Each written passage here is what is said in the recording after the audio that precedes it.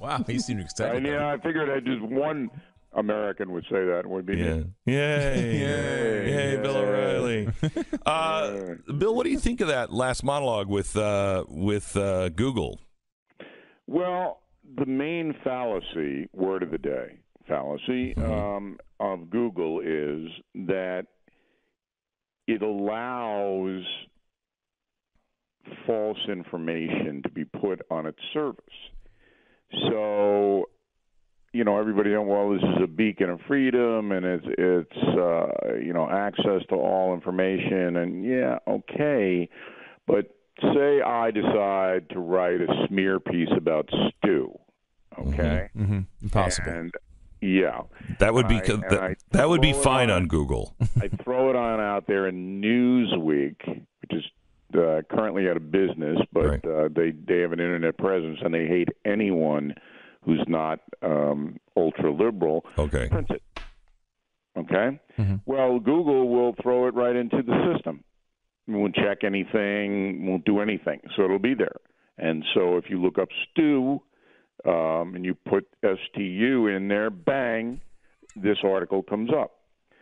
So Google, from its inception, has been a flawed and, in some cases, dangerous vehicle because it allows unfiltered stuff to go in, and people believe it. So when wait a minute, wait. Go ahead. Would you say the Library of Congress is dangerous? Nobody goes to the Library of Congress. Nobody. We keep a record of every single book. They have the Satanic Bible in the Library of Congress. Come on. Let's get into the real world here. I am in the real world. I don't believe that information is dangerous. It is even false information, even false. Information? You should read my new book called Addicted to Outrage, where I quote the founders on that. I'm looking forward to it. You didn't send it to me. I sent you my new book, Killing the SS, with a nice inscription. And I read it. Well, I didn't get the one with the inscription, but I did read it, and it's very, very good. I would like you to send me yours. I will, because it has a lot to say about the press. You're going to sit there and tell millions of people listening to you that there's no danger in having an organization just put stuff up. Nope. That has not been vetted at all. Well, nope. So are you looking at Google as almost like a media organization itself? Because it strikes me in your example that Newsweek is the one with a responsibility there. Come on, not Newsweek Google. has no responsibility. The press is corrupt. Look, wait, but that's it's their fault. Yeah, kids use Google. This is what I'm worried about, really. Children, and you're a child until you're 18. Under the legal definition of law. Children, 26. Okay, use Google as a Bible. I know. And they don't know the difference between a smear and factual. Well, I would say the same thing about Wikipedia. Wikipedia has a lot of stuff up on there about me, I'm sure about you, that's just not true, out of context. But wait a minute. That's for us as citizens to educate ourselves and say, what you find, Wikipedia is not the Bible. Honestly, Bill, it's like going and reading one book in a library and say, this is it. No, there's a whole library there. This book doesn't have the truth in it. This doesn't necessarily have the truth. It may have a slice of the truth. How often is that stated to the urchins and the people of America? And whose fault is that? Whose fault is that? Whose fault is that? It's the fault of the media in the sense that they're not searching for the truth. They don't care. But when you go to China, look, China is, if you've been there, and I have, China is a country that is about as oppressive as it gets, all right? And everyone should know that. Yeah, we have to do business with the Chinese because we ran up such a debt that they buy our U.S. treasuries and they're funding America. Okay. But as a society, it's absolutely repressive and it's absolutely brutal. But China has basically figured out that Google, all right, is not going to tell the truth about anything. And so they don't want the truth, China. I mean, it's certainly not looking for it, and certainly don't want it. But I'm not that outraged about China and its censorship when I see the decline of truth in America. So wait a minute. If Bill O'Reilly were king, okay, it's not the way our government works, but if you were king, yes, would you tell Google which websites to censor? No. What I would do if I were king, well, first of all, you would be banished. Well, I know that. We wouldn't be having this conversation. Yeah, right. Yeah, I'd be on a pike someplace. You'd be out in Tonga someplace. Yes, I got it. What I would do if be king would be say that defamation is a crime. I would make it a criminal act. And therefore, the self-censorship would kick in because these slime merchants and gutter snipes wouldn't want to go to my dungeon. I cannot wait to have you debate, not me, the founders in the book Addicted to Outrage. They had this very debate when they came up with the Sedition Act. The guys who were standing for free speech loved it until they were running the government, and then they hated that. Well, wait a minute. You're putting me on the side of not wanting to know information, but I do, and that's the only good thing. No. The founders were very, very clear on the press being able to say really anything, even if they knowingly made it up, they should have the right to print it. But the founders had no idea. Oh, my gosh. Well, they didn't know about machine guns either. Right. But they had no idea that now the world, the country can be manipulated by a click. Yes, they do. They do that because no, they did not. Great Britain was doing it. They were trying to shut down the press back then with Great Britain. And they were basically a click, and they changed the world. Right. Yeah. All right. Back with Bill O'Reilly here in just a second. Yeah. The news of the week when we return with Bill O'Reilly. This is the kind of debate that Americans should be having right now. We should not be doing left and right. We should be talking about the meaning of our rights. Quick question. Is it possible with Amazon on the internet to go on and buy both Addicted to Outrage and Killing the SS at the same time? And like you put it in the same cart and they would ship it to the same location? Well, is that something that's possible? If you pre-order his book, it will say books that people buy together an awful lot. And it will show mine, I think. Oh, okay. And so if you go to mine, it'll probably show Bill O'Reilly's too. You should go buy both. His book is fantastic, Killing the SS. It's really, really worth it. Go get it. And my book is, well, worth more. It is. You'll at least get the truth, about what's really happening today. Oh, SS. Yeah, well, this is what's happening today. And it's Addicted to Outrage. Buy them both together now. With Bill O'Reilly from BillO'Reilly.com. Bill, I want to talk to you a little bit about the Colorado baker. The Colorado baker has gone from prosecution to persecution. What this guy has gone through for the last few years is obscene. I think Anthony Kennedy gave a wink and a nod to Colorado and said, no, just don't say these things and you'll be okay. And now they're coming after him for another cake. Your thoughts on this? I don't like these stories because they are, as you pointed out, loaded with agenda on both sides in the sense that, look, if a guy doesn't want to bake a cake for religious reasons, I think that should be respected. So if you're a Muslim baker, all right, and a guy comes in and says, I want a cake for a bachelor party with a Playmate of the Month on it, and the Muslim guy goes, no, I'm not going to do that because I think it's, against my religion. Do you think you would have this kind of an outcry? No, you'd have people on the left supporting the Muslim baker. All right, so that, and I think everybody listening understands that this is basically a continuation of the press. It always comes back to the media. taking up the cause of LGBT people.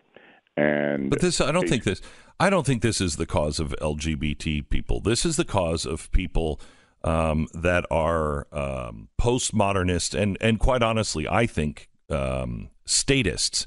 This is a guy who doesn't have a problem with LGBT people. He won't make a Halloween cake. Okay, so it's not some extremist that is against gay people. No, and then he deeply believes his religion to the point where he won't make anything for Halloween. Right, but they keep targeting him. Yes. So they know that they could get a cake made by anybody else, but this is what I'm talking about. They keep targeting him. Yes. It's because they know the media will pick it up and then make it about persecution of LGBT people. So it always comes back to the media, always. If the media would say, we're really not interested in this story. We know that it's a frame. We know that they're picking this guy out because they want to make a larger point. So we're not going to cover it. We'll stop. Because everybody knows that the guy is very, very orthodox in his view and doesn't want to make a bunch of cakes based on religious principle. So leave him alone, right? I think so. But I agree with the Bill of Rights. I'm an absolutist on the Bill of Rights. So I don't understand how this is even an issue with any thinking human being that doesn't want to live in a world where whoever's in charge, can decide what you have to think, do, say, create. Yeah, but Beck, you're sounding almost like Little Bo Peep here, because the Bill of Rights gives Americans a framework in which they can live. No, it does not. No, wait a minute. I won't let you get away with that. No, hear me out. The Bill of Rights gives the government a framework in which it can live within. All right, fine. But the people make up the government. So you basically have this structure, which has been fantastic, and somebody tell Andrew Cuomo. Please. All right. But it's now not that way anymore. What's happened is there are certain Americans that have more rights than others. Because we've gone away from the Bill of Rights. Well, okay, but that's not the motivation. The motivation is revenge for past mistakes. I don't think so. I think with postmodernism, I think that's what I used to believe. I think it is now the destruction of the Western world and anything that built this system.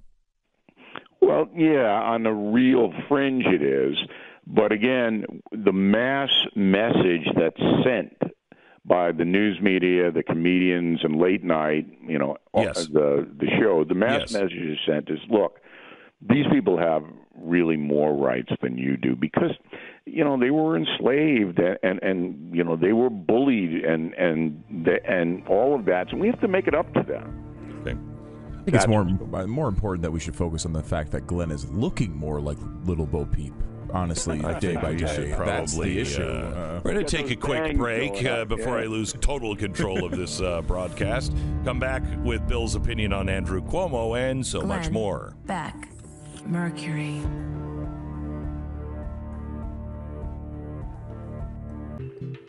Bill O'Reilly from BillO'Reilly.com. Bill.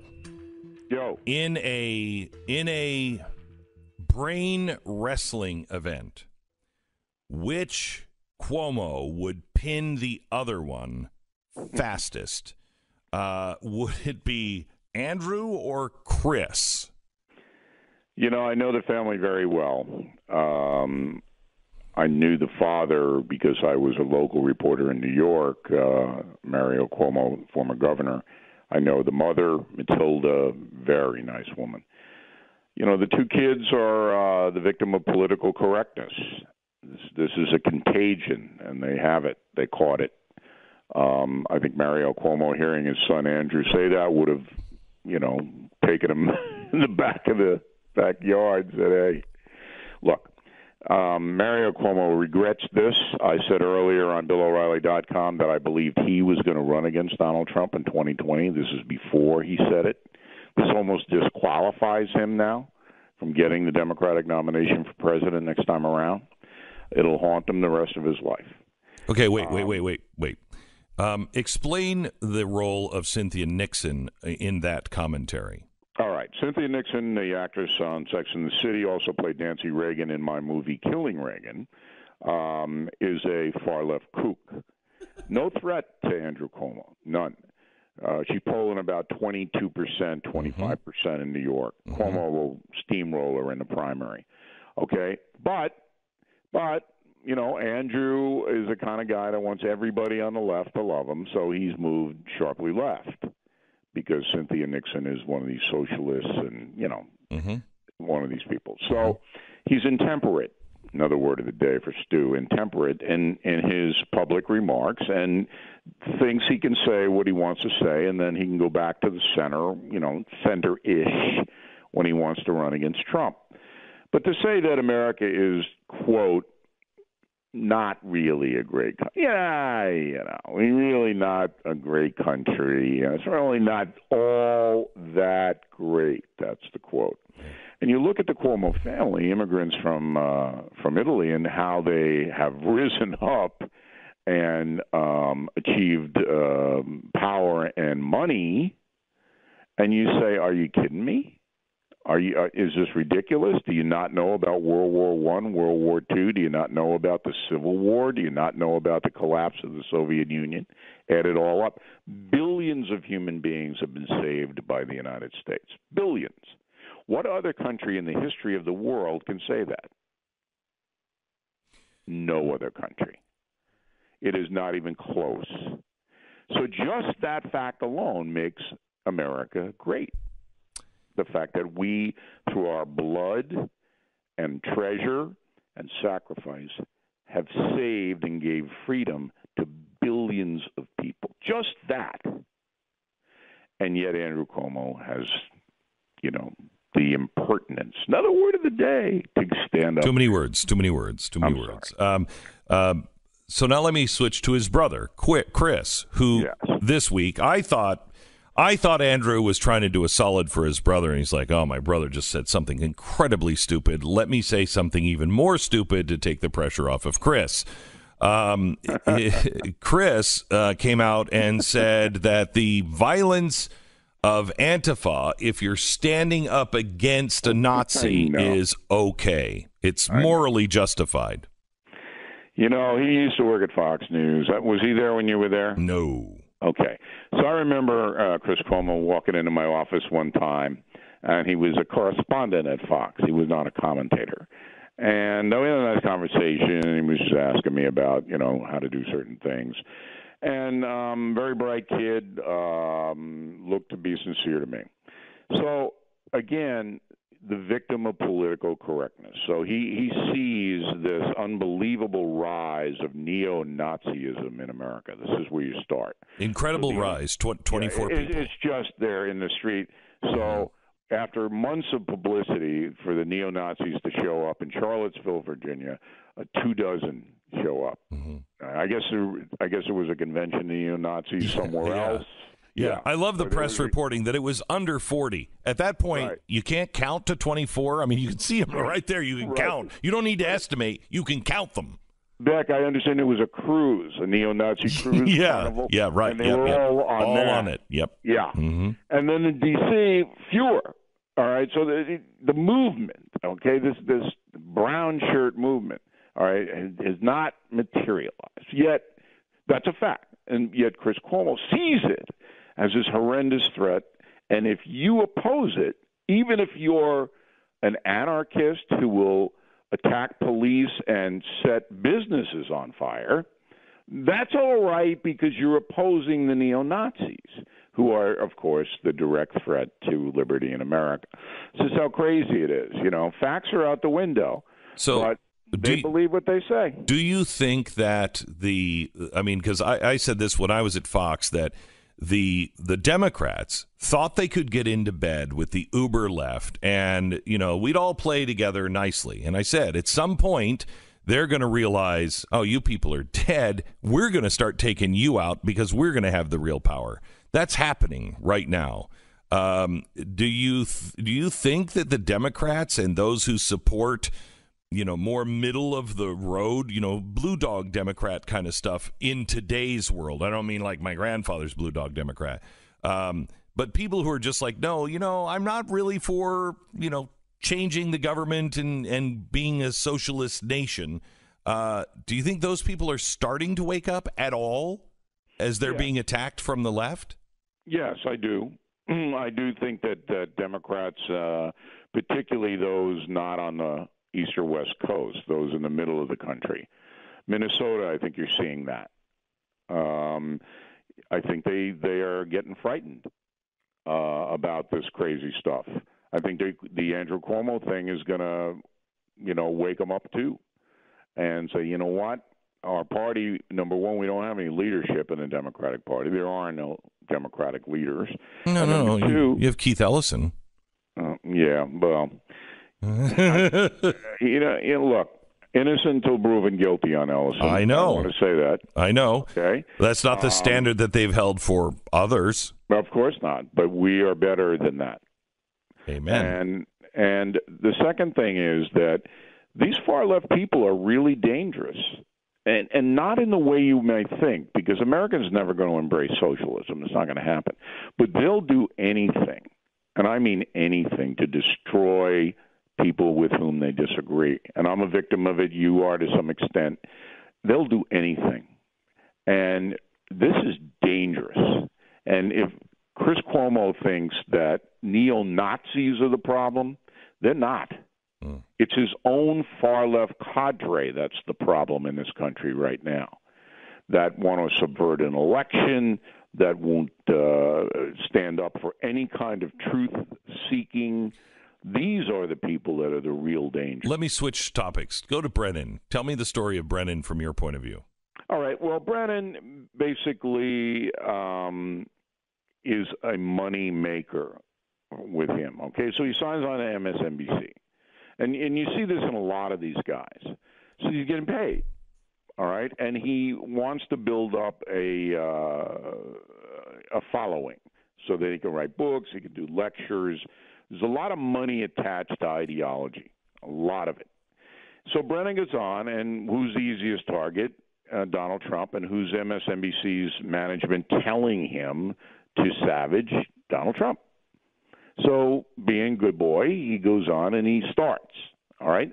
Now, the problem is that he has a lot more gravitas as being former CIA director than the usual idiots they parade in over there. Yeah. Okay? Nobody knows who they are and whatever they say. Well, let's just make sure that we don't discount that he is the guy who said the Muslim Brotherhood is largely secular, so he's still an idiot. He's just a known idiot. All right. Well, yeah, okay. He's an idiot who had a very powerful position. Yes. So they use that. They exploit that. So then when he gets slapped by a person who's more powerful than he is, then he's the victim. Oh, I'm the victim. I lost my own. Well, what did you expect to happen, John? What did you expect? Do you expect that you can every night go on and cut the guy's throat? And then after he loses it, he goes, oh, I know there's Russian collusion. I know Trump did it. I know Trump colluded with the Russians. Okay, let's see the proof of that, John. You're the CIA director. Give me something to back it up. Nothing. So the guy's irresponsible, number one. Number two, he paints himself as a victim, as, that you expect that. And number three, no one cares what John Brennan thinks. No one. I think Omarosa is a little bit more popular. You're just going to say Brennan. that. Okay, so let me ask you this. Yeah. One last thing. Omarosa.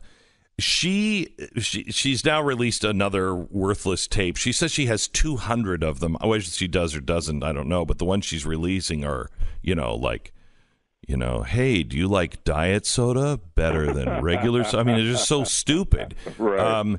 But she has proven herself now to be everything that I always thought she was, conniving. She's got, if she's to be taken at her word, which there's no reason to do, if she has 200 tapes, she started taping people during the election. She knew exactly what she was going to do the entire time. Well, number one, I never watched The Apprentice in my life, and I knew who she was. She was offered to my program. I, of course, never used her because we didn't use surrogates on either side. I don't care what she says. What she says is insignificant. Anybody who would tape people at the extent that she had is not trustworthy, is a bad person. I'm sure she had the eye on a big prize at the end. She was going to use tapes to get a book. She has a book. It's all about money for her, just like Brennan, and the story is over on Monday. It's over for her on Monday. Bill O'Reilly, when's your book come out? October 9th. One more thing, Beck. Mm-hmm. I was with Kelsey Grammer last night, and stunningly... Oh, really? I was with Jesus. How's that? Okay, does that make your story feel a little small? Yeah, it does. Always when I speak to you, I feel insignificant. Always. All right, go ahead, name drop. You were with Kelsey Grammer last night. Yeah.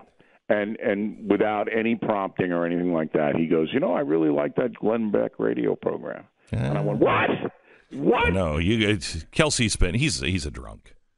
He's a drunk. That's why he likes the program. Yeah, I know. I like Kelsey. I've met him a couple of times. I really like him. I dropped my hors d'oeuvre right on the side. Look at him.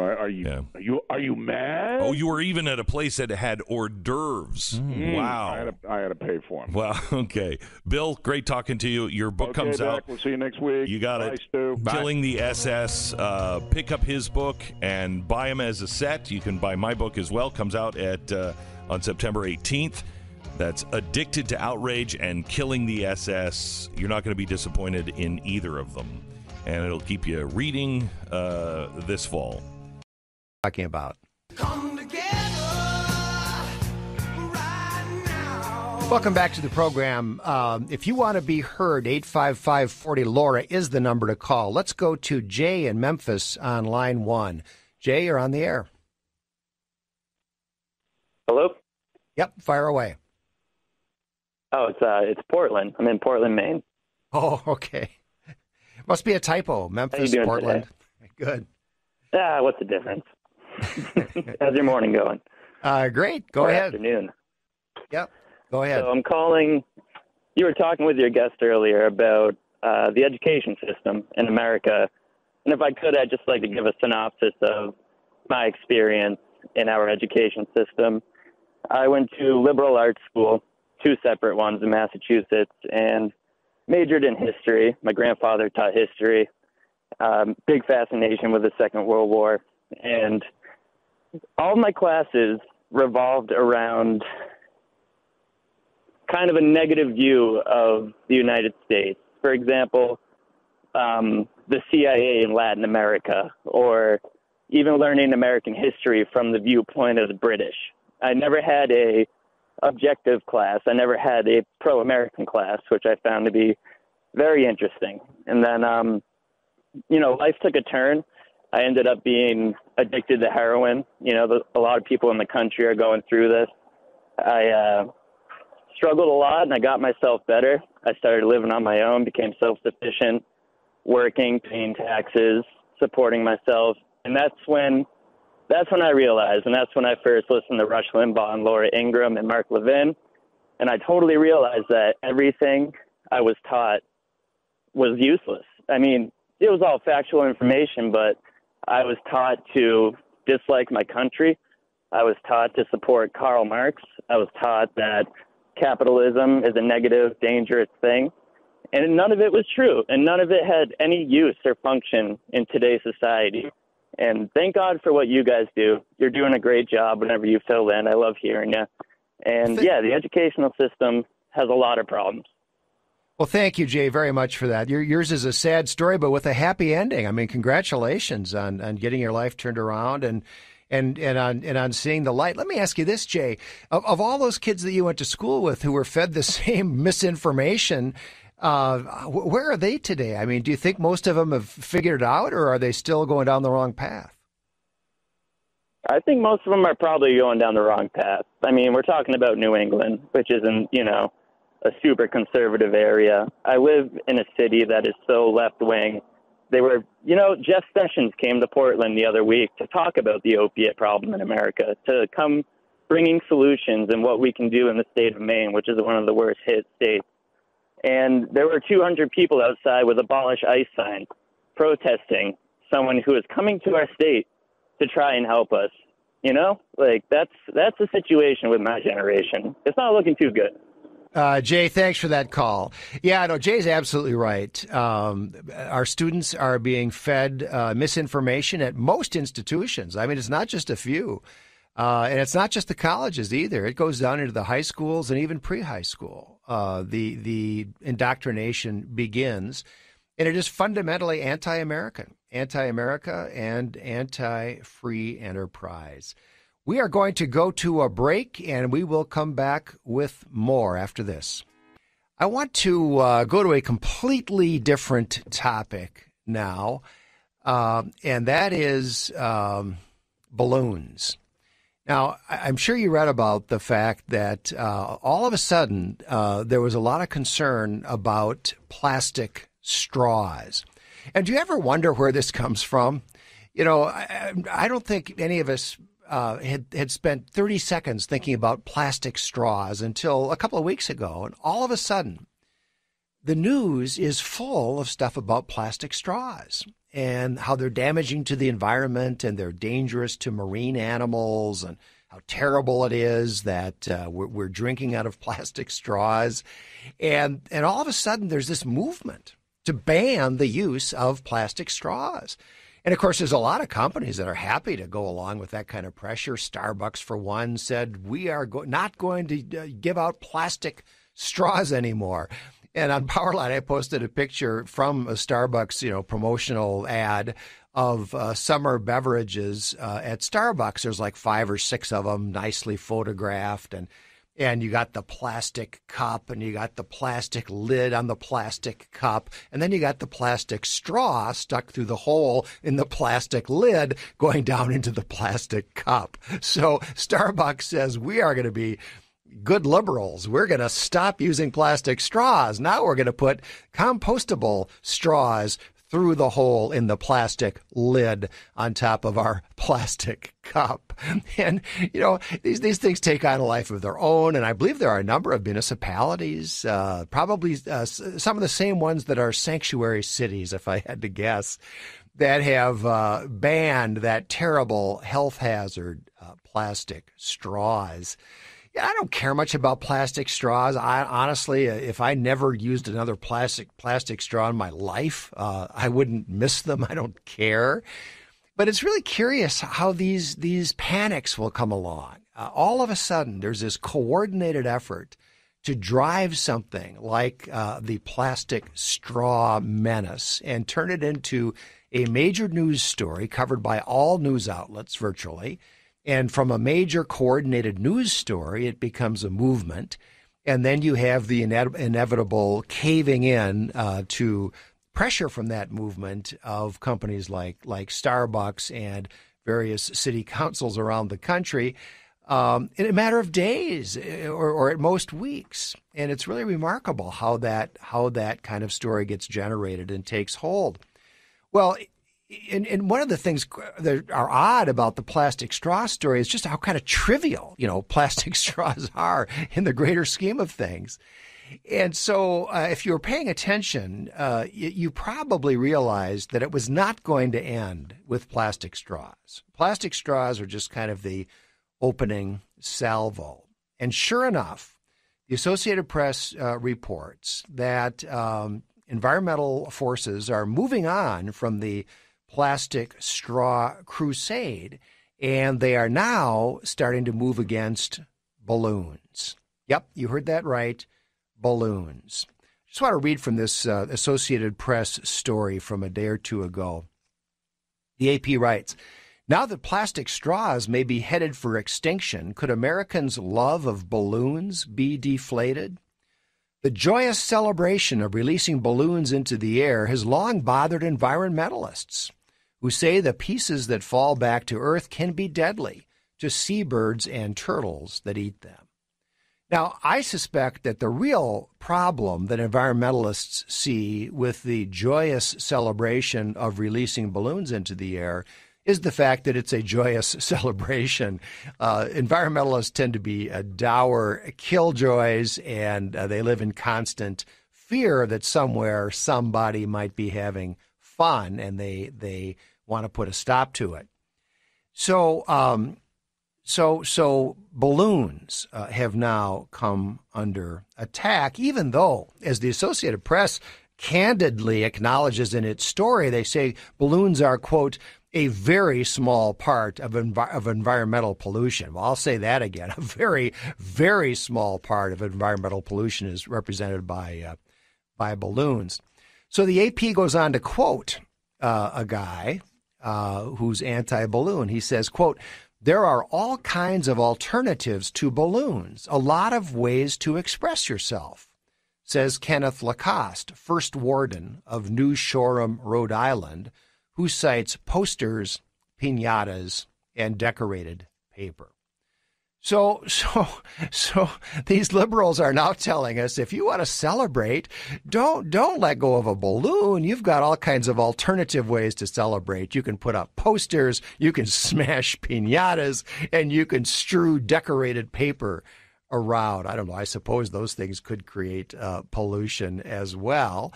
But, some of us may not want to smash a piñata. We may want to release a balloon. And that is a right that some want to take away from us. So continuing, what is it about balloons, like plastic straws, that ostensibly make them a target? Well, it really has to do with marine pollution, ocean pollution. And the AP explains that, sort of explains it. The AP says, balloons are not among the top 10 kinds of debris found in coastal cleanups. But Tung, another guy quoted in the story, says they're common and especially hazardous to marine animals, which can also get entangled in balloon strings.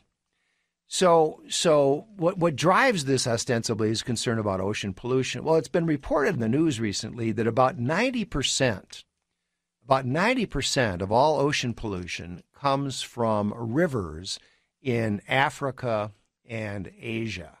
In other words, the United States is not a major source of marine pollution, let alone plastic straws and balloons originating in the United States. We just are not a significant source of the problem. But there's more, and some of this, I got to confess. I mean, there are sometimes you're reading a news story and you just start to laugh. And for me, this is one of those times.